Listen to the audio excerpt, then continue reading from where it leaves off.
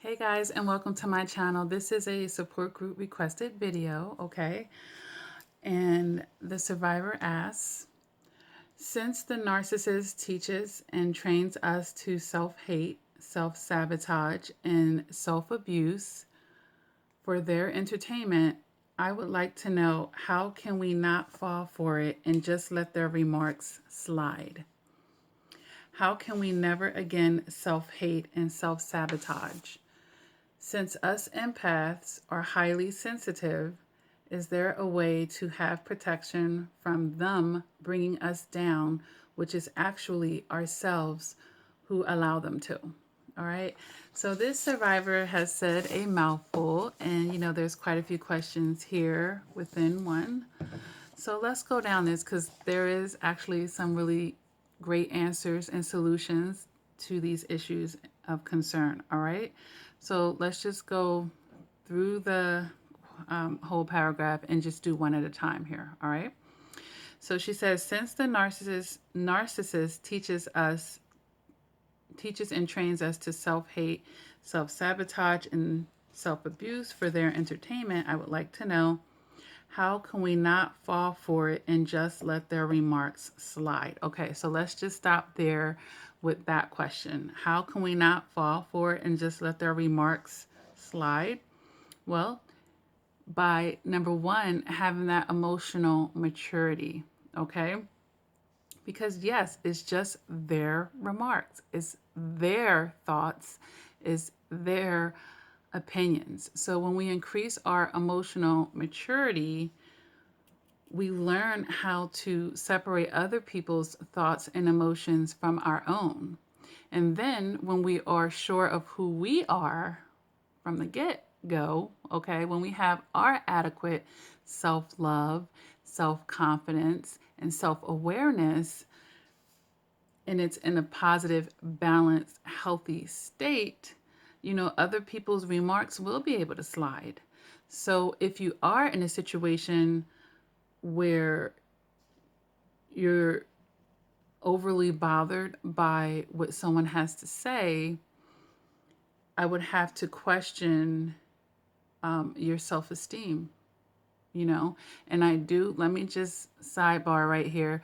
I do understand that if a stranger says something to us, it may be easier to let it slide off than if someone that we have feelings of love and care for, or someone in our inner circle, says something that bothers us and it could get to us on a certain level. And sidebar to that, some people even let things that absolute strangers say about them get them all riled up. So, their emotional maturity is even lower than those that can at least say, well, you know what, this person's a stranger, I don't even know them. And then maybe they need to work on when they have those personal relationships or they form a connection with someone and not letting their remarks and thoughts get to them. I have sprinkled these topics in many of my videos, but I decided to just really make this video to really just specifically talk about that factor because a lot of people struggle with that. And I have said in other videos, just because someone thinks something, just because someone has an opinion of something, just because someone says something about you, it doesn't make it a fact. Okay? It doesn't make it a fact. So when we're not allowing things to slide, it means that we're giving up mental space in our mind to someone else's realities, to someone else's imagination, to someone else's opinions and thoughts and perceptions. So are we strong in our own opinions and thoughts and perceptions when we're doing this? Is what we're going to have to question. And how much authority are we giving this person's thoughts, opinions, and perceptions? Okay, so that's something to really consider when we want to know, how can we not fall for it and just let it slide. We can just let it slide by giving our own self-esteem, our own thoughts and opinions and perceptions, letting that be the basis, letting that be the foundation, letting that be the final judgment. But if our own thoughts, opinions, and perceptions are based off of what other people think, then it's still going to backfire. You see what I'm saying? So we have to have the right way of the right chain of order, if you will, in how we deal with other people and the authority and a throne, an invisible throne that we could possibly be putting this other imperfect human being on, which would give their words more weight than our own, especially in a negative sense. If you know that this person is teaching and training you self-hate, self-sabotage, and self-abuse for their entertainment, then we would really have to consider why we would even give that person's opinions and thoughts and perceptions any kind of weight in our life when we know that they're coming from this destructive, toxic, dark angle. Okay? So the next part, how can we never again self-hate and self-sabotage? Well, we would have to think of what is the opposite of self-hate? What is the opposite of self-sabotage? And if we never want to do that again, we would have to be living and thriving in the opposite of those things. So if we're not self-hating, we're self-loving. All right? So how can we never again self-hate? Live in self-love. If we are practicing that self-love and keeping that at the core and letting everything we do center around that self-love, then we're going to be staying away from that self-hate. Okay, if we're not self-sabotaging or if we're not sabotaging a situation, what are we doing? What's the opposite of sabotaging something? We're going to be encouraging it. We're going to be nurturing it. We're going to be investing into it. We're going to be helping it. So, you know, if we want to never self-sabotage, we're really going to have to step into our logic and our decision making and really increase our self-awareness so that we can dissect our behaviors to determine, you know, as I'm making a decision to do A, B, and C, is this going to promote or bring me closer to my goals, or is this going to get knock me a step behind, several steps behind, and that would be the sabotage. If we're knowing the right things to do and we're choosing to do the things that are counterproductive, now we're thriving, and it's not even thriving, we're in the midst of self-sabotaging at that point. When we know the right things that we should do logically, but we still end up doing the things that are counterproductive for us. So how can we never self-hate again and self-sabotage? Then obviously we're going to be doing a lot of self-love. And we're also going to be walking in our self-awareness so that we can think before we act. You know, we can consider our behaviors and be deliberate in knowing and taking steps in the directions that are going to help us grow, as opposed to the things that aren't going to help us meet our goals. All right. And then we would then be self-sabotaging if we didn't do those things. All right.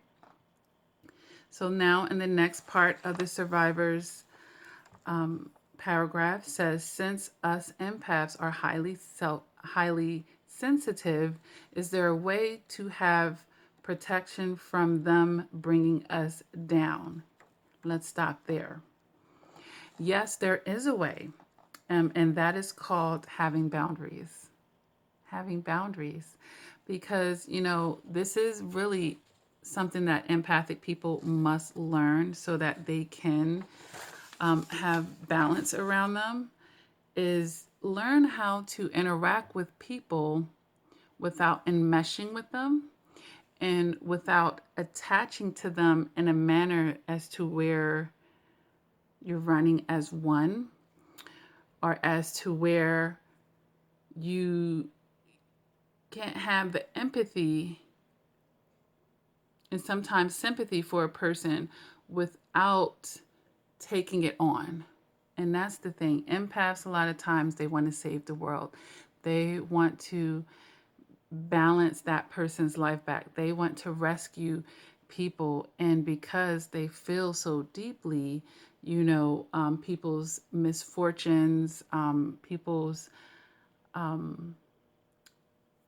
seasons of loss, perhaps, or even, this is on a dark end, professional victims and narcissists that like to play off of people's empathy and sympathy will gravitate towards these kind of people, because if they don't have the proper boundary, they will end up losing a balance with themselves to help bring balance with other people.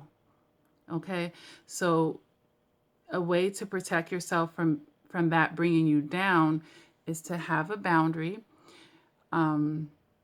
with other people where you can hear someone's misfortune, you can feel bad for someone, but you don't have to overextend yourself at the same token.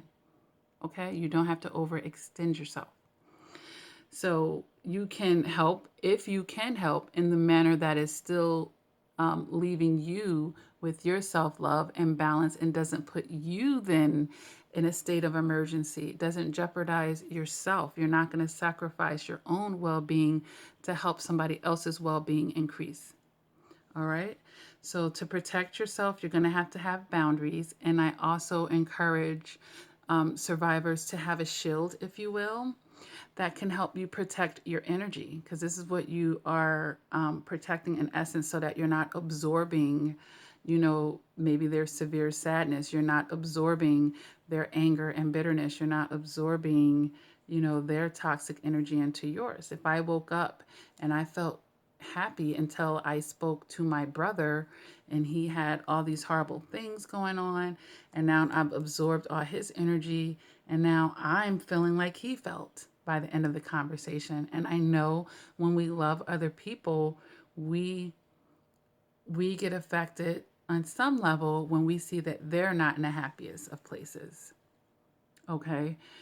But your brother could have been perpetually irresponsible all of his life, and what he's experiencing is some of his karma for his poor decision-making skills in his lifetime, or he could be struggling with addiction. I'm just throwing things out here where you can see cause and effect in people's life, and yeah, they may be experiencing some negative things because of it right now. But when we look at the full picture, we see why they're in this season. And it doesn't mean that we have to then join them in that season as well. So having the boundaries and having that shield, that emotional shield around yourself, which would allow you to, wake up happy and end your day happy no matter what, pretty much, because you've determined, like, this is how my day is going to be. And you can separate other people's experiences and feelings and not enmesh with them. That is what empaths really have to learn how to do. Okay?